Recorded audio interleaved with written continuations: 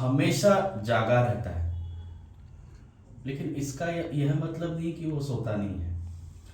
वो योगी का शरीर सोता है। योगी का क्योंकि नींद की आवश्यकता शरीर को है, आत्मा को नहीं है। आत्मा परम जागृत है, वो हमेशा जागी हुई ही रहती है। नींद की आवश्यकता मन को है जो थकता है, शरीर को है जो थकता है। शरीर की सीमा है, मन की सीमा है, तो इसलिए उसको विश्राम की आवश्यकता है। लेकिन जो योगी है, जो अपनी आत्मा में स्थित है, अगर वो आत्मा के तल पर जी रहा है तो वो हमेशा जागा रहता है। तो शरीर सोता है, भीतर तुम जागे हुए रहते हो।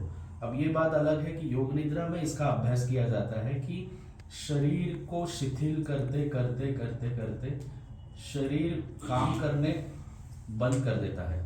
जब तुम उसको शरीर को शिथिल छोड़ देते हो तो वो अपना काम उतना कर लेता है जितना चाहिए। मन को शिथिल कर लेते हो तो मन शांत हो जाता है, भाव को शिथिल करते हो तो भाव शांत हो जाते हैं। ये 3 स्तर है, 3 डोर्स है, 3 दीवारें हैं। आत्मा को जानने के पहले आपको इन 3 दीवारों को तोड़ना होगा। पहली दीवार शरीर की है। शरीर की दीवार को कैसे तोड़ोगे? क्योंकि शरीर जो है उसका स्वभाव है कर्म करना, कर्म करना, मूवमेंट करना। शरीर को अगर स्थिर रखना है तो कौन सी चीज की जरूरत है? गहन संकल्प की। बिना संकल्प के तुम शरीर को शांत नहीं रख सकते, क्योंकि एक पल के लिए तुम शांत बैठने को जाओ तो शरीर तुम्हें कहेगा अब ऐसे पोजीशन लो, अब ऐसा करो, अभी यहाँ दर्द हो रहा है, अब थोड़ा ये कर लो। मन बार बार उसे कहेगा कि नहीं ये पोजीशन नहीं, ऐसे नहीं, वैसे नहीं।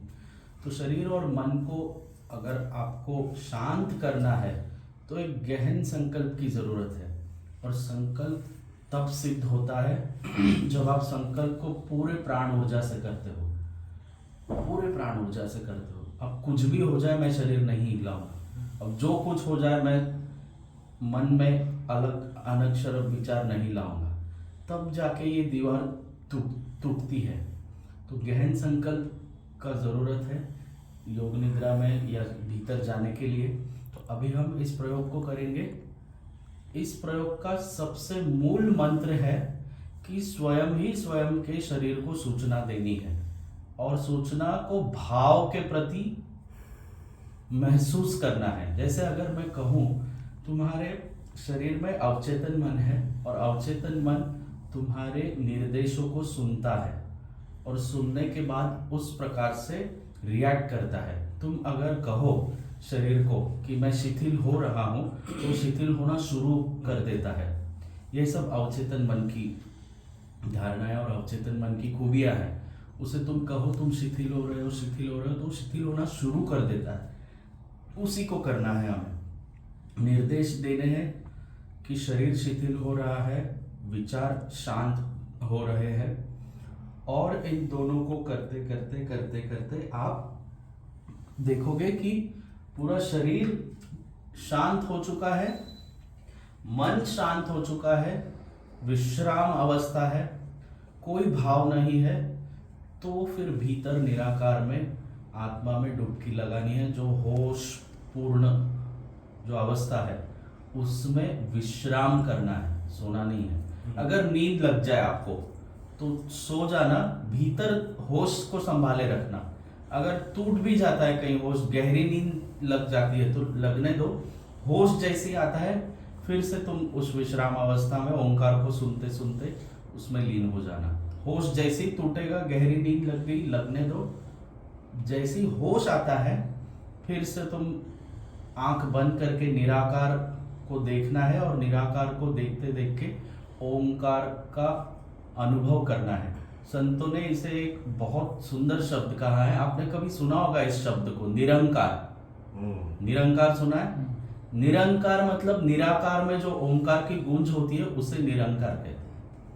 फिर से कह दूं, निराकार में जो ओंकार की गूंज होती है उसे निरंकार कहते हैं। तो निराकार में तुम जब ओंकार को सुनते हो या ओंकार को देखते हो, ओंकार को देखा भी जा सकता है, उस रूप को देखा जा सकता है, उसे महसूस किया जा सकता है स्पर्श से, हाथों से नहीं, भीतर ही स्पर्श से हम उसे महसूस कर सकते हैं।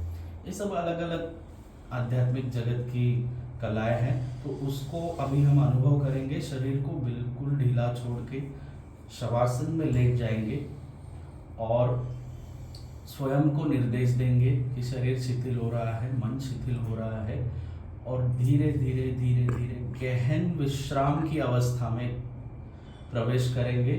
शरीर शिथिल रहेगा, मन शांत रहेगा, लेकिन हम होशपूर्वक विश्राम करेंगे।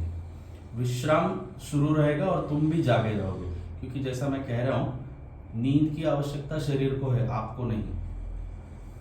शांत रहना मन के लिए जरूरी है, आपको नहीं। आपका काम है होश पूर्वक रहना, ठीक है।